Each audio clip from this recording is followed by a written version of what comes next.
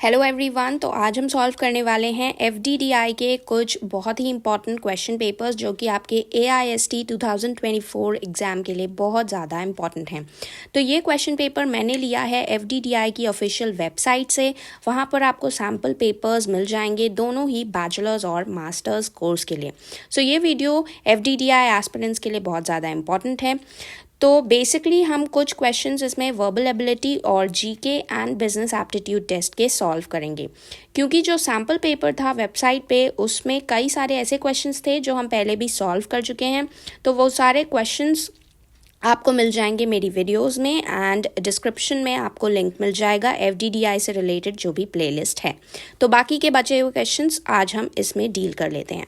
So the first question is he stands dash what he has done. तो हमें fill in the blanks करना है।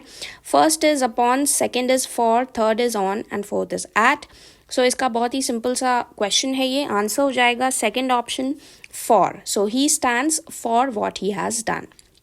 Next is choose the word which best expresses the similar meaning of the underlined word in the sentence। तो यहाँ पर हमें best expresses, तो जब भी इस तरह के questions आते हैं तो directly आपको antonym synonym लिख के question में नहीं दिया रहेगा, या तो best expresses लिखा होगा या तो लिखा होगा closest to the opposite in meaning। तो question को बहुत अच्छे से पढ़ के इस तरह के questions हम solve करेंगे, वरना आप synonym की जगह antonym लगा देंगे, antonym की जगह synonym लगा सकते हैं। So यहाँ पे हमें synonym बताना है। In an attempt to mitigate the severity of his punishment, he pleaded guilty to the charge।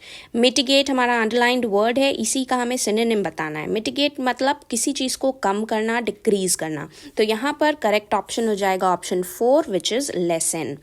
Next is choose the word which is closest to the opposite in meaning of the underlined word in the sentence। अब closest to the opposite in meaning, so opposite बताना है आपको, ये नहीं है कि closest to the meaning, ये मत समझिएगा ऐसे। ओके, तो यहाँ पे हमें एंटोनिम बताना है, क्वेश्चन अच्छे से पढ़ना है। So the question he asked was so absurd. Absurd का हमें बेसिकली एंटोनिम बताना है। एब्सर्ड मतलब कोई भी चीज़ जो एकदम बकवास होती है, यूजलेस होती है, वो एब्सर्ड होती है। तो इसका एंटोनिम क्या हो जाएगा? Rational, option number 3। Next is a word which has been written in 4 different ways out of which only one is correctly spelled। Choose the correctly spelled word। तो यहाँ पे हमें accommodation की correct spelling बतानी है। accommodation की correct spelling है option 3, ACCOMMODATION। तो accommodation में आपका CCM दोनों डबल होगा। ओके, तो स्पेलिंग वाले वर्ड्स में ऑप्शन को देखने से पहले ही आप स्पेलिंग को अपने माइंड में सोच लें, क्योंकि अगर ऑप्शन देखने के बाद आप करेंगे तो फिर आपको गलत स्पेलिंग ही याद आने लगेगी। तो ऑप्शन को देखने से पहले जल्दी से देख लीजिए कि किसकी स्पेलिंग पूछी है, एंड देन अपने माइंड में या रफ पेपर में लिख लीजिए उसकी स्पेलिंग, देन ऑप्शन से मैच कर लीजिए। यही होता है इसका ट्रिक। अब हम आते हैं नेक्स्ट सेक्शन पे विच इज़ जनरल अवेयरनेस। सो बाकी के क्वेश्चंस आपको प्लेलिस्ट्स में मिल जाएंगे, तो वहाँ से भी आप देख लीजिएगा, क्योंकि रिपीटेड क्वेश्चंस ही इस बार के सैम्पल पेपर्स में इन्होंने दे दिए हैं। जनरल अवेयरनेस के क्वेश्चंस पे आते हैं। First is Durand cup is associated with sports और game played in India. Very easy, it is first football. Next is who wrote the popular book Gitanjali। So first is Mahatma Gandhi, second is Rabindranath Tagore, third is Pandit Jawaharlal Nehru and fourth is R.K. Narayan।